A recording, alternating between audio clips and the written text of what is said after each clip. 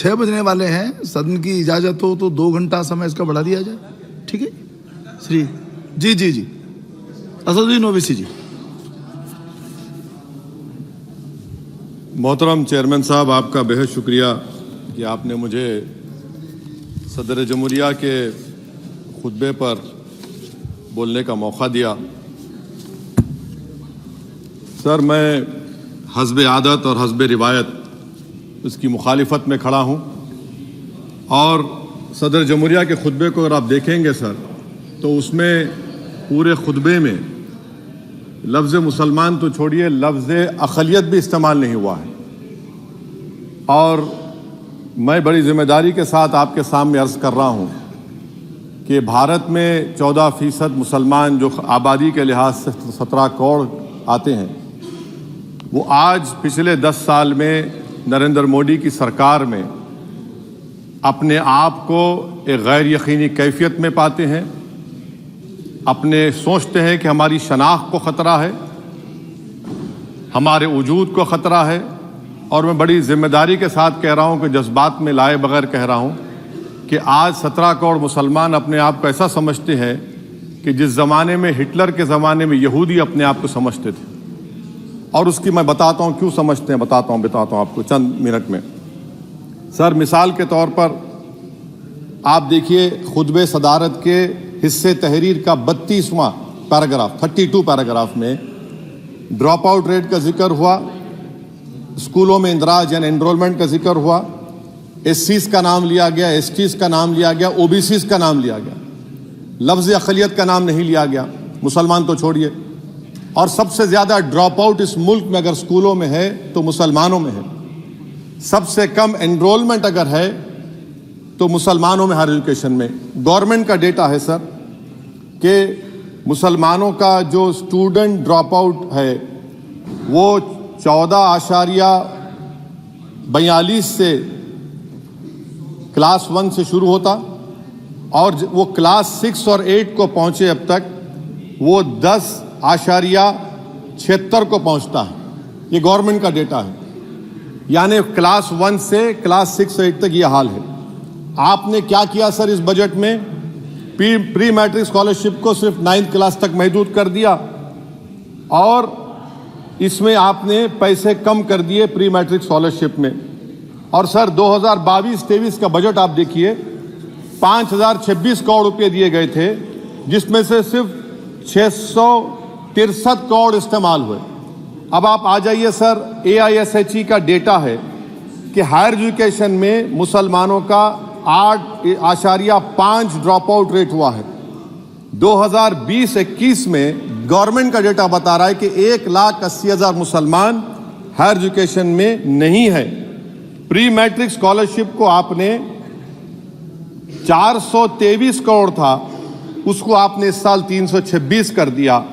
मौलाना आज़ाद fellowship को 45 करोड़ कर दिया।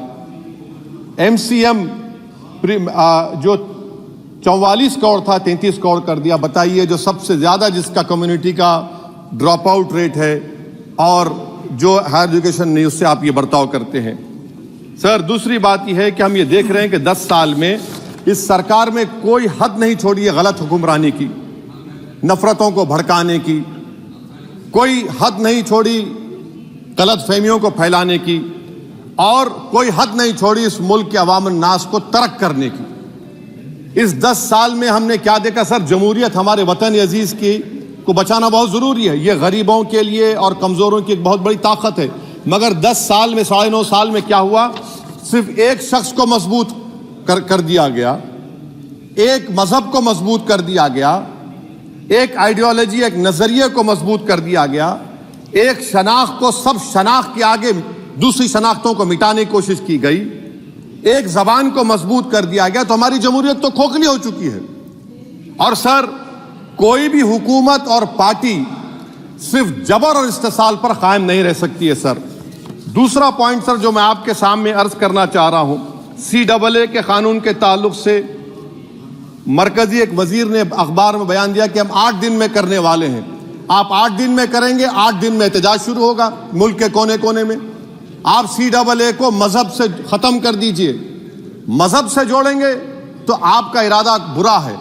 आप भारत की अक़लियतों को, भारत के मुसलमानों को, दलितों को आप परेशान करने का आपका इरादा है।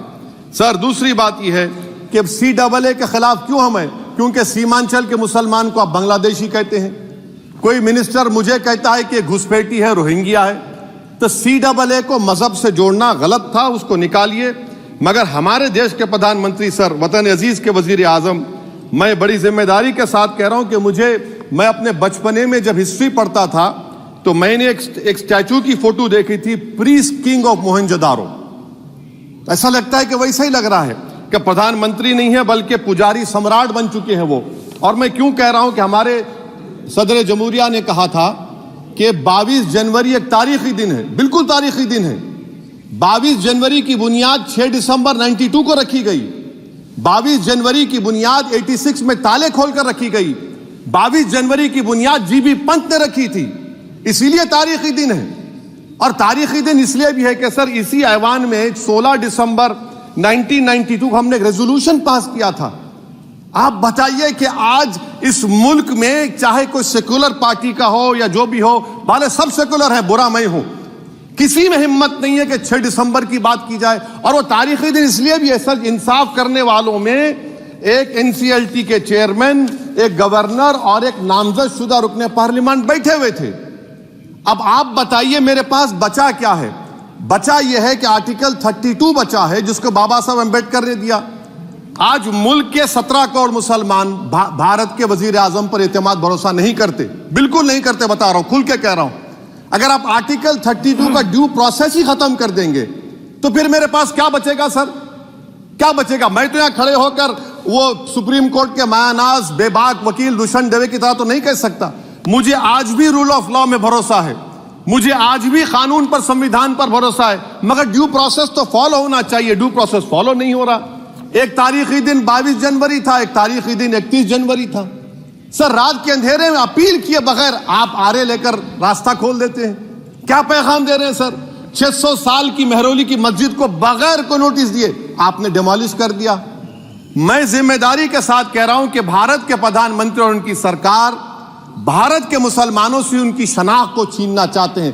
ख्वाजा अजमेरी के आस्थाने पर चादर बिछाइए, मगर आप जो चादर मुझसे छीनना चाह रहे हैं मेरी मस्जिद है। आप हर मस्जिद को छीनना चाहते हैं। आप बताइए 17 करोड़ मुसलमानों को क्या पैगाम दे रहे हैं आप कि आप हर मस्जिद को छीन लेंगे मुझसे? फिर मेरा वजूद किस माने रखता है? मेरा शनाख्त क्या माने रखता है? रूल ऑफ लॉ क्या माने? अच्छा 1991 के प्लेसेस ऑफ वर्शिप एक्ट पर क्यों नहीं बोलते आप लोग? आप उस पर कायम है नहीं है।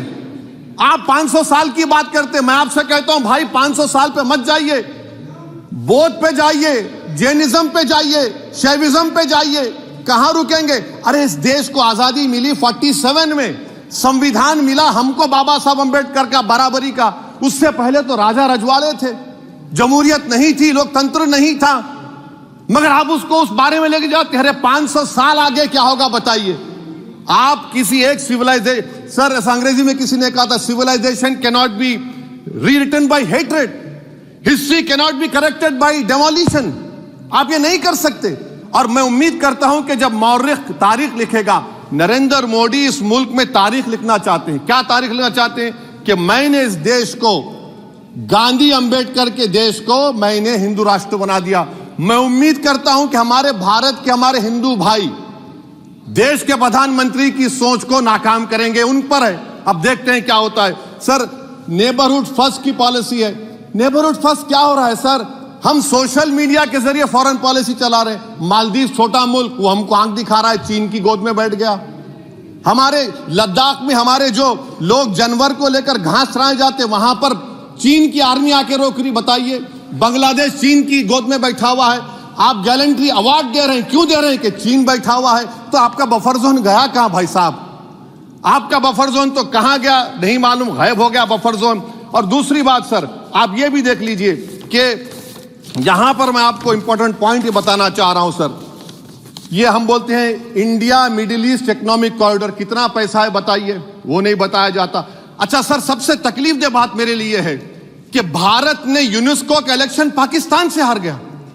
हम पाकिस्तान से हार गए, ये आपकी फॉरेन पॉलिसी है।